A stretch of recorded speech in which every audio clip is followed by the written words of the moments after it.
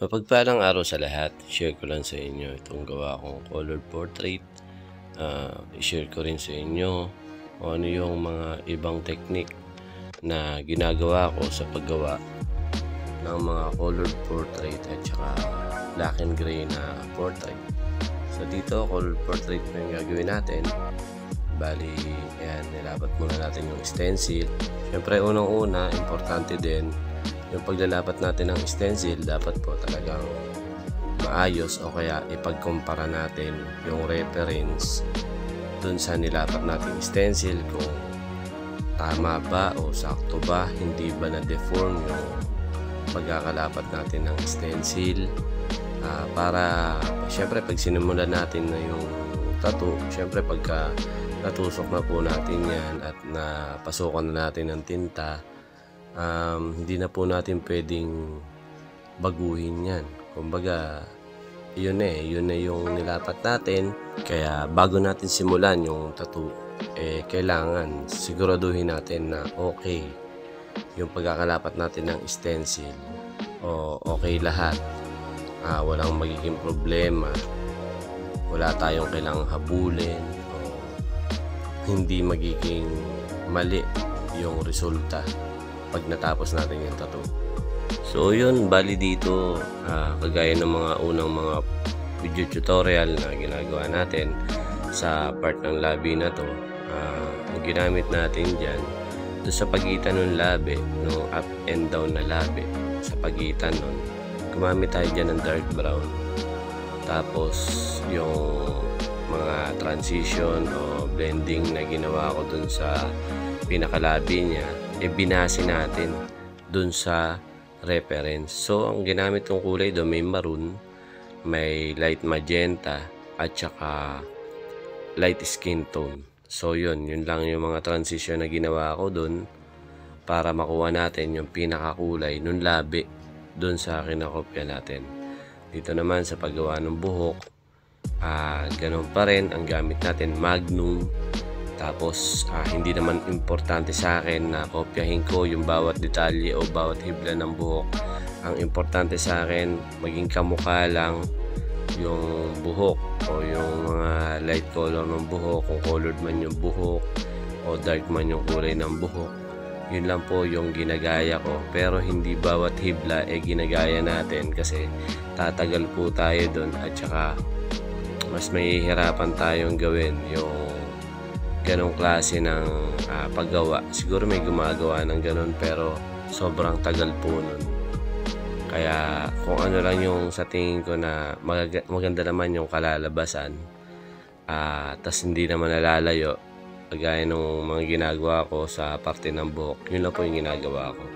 So dito naman sa mata, ang ginamit natin dyan na needle, kanina kinuha natin yung detail ng mata niya, so 3RL po yung ginagamit ko. Pag kinuha ko yung mga importanteng detail pagdating sa portrait, kagaya ng mata, ng ilong at saka ng bibig, mga kilay, yan, tenga, yung ginagamit natin. Tapos tsaka ko papasadahan uli siya ng Magnum kasi medyo solid yung dating. Pagka liner lang po yung ginamit natin dun sa part ng mata, kaya hinahaguran ko pa rin siya ng Magnum para mas mapalambot ko yung mga detail ng mata niya o sa part ng mga mata niya. Basta kung ano yung nakikita nyo dun sa reference, yun lang po yung gagayahin natin para hindi tayo naliligaw. O siguro kung kulangin man tayo dun sa ibang detail, basta kung sa tingin mo ginagaya mo lahat, kasi habang ginagaya mo yung lahat, ginagaya mo po unti-unti, mas nagagawa mo ng maayos yung mga bawat pyesa na ginagawa natin kasi sinusunod mo lang kung ano yung nababasa mo dun sa reference. Tapos ang importante, huwag ka magmamadali kasi yung iba nag-aantay talaga ng resulta kaagad kahit hindi niya pa natatapos yung isang parte. So dun siya nagkukulang, kaya minsan kahit natapos na isang buong pyesa, tinitignan niya kung saan siya nagkamali. Hindi niya alam dahil sa pagmamadali niya, dahil sa okay na yan, akala niya gagawa niya na maayos yung isang pyesa.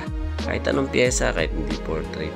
Basta ang importante, kung meron tayong ginagayahan o meron tayong kinokopya, kopyahin nating maigi, basahin nating maigi para hindi tayo naliligaw o hindi lumalayo yung pyesang ginagawa natin dun sa kinokopya natin. So, ang mga gamit ko nga palang needle dito, gumamit ako ng 3RL 9M1, 9RM, 15M1 at saka 15RM.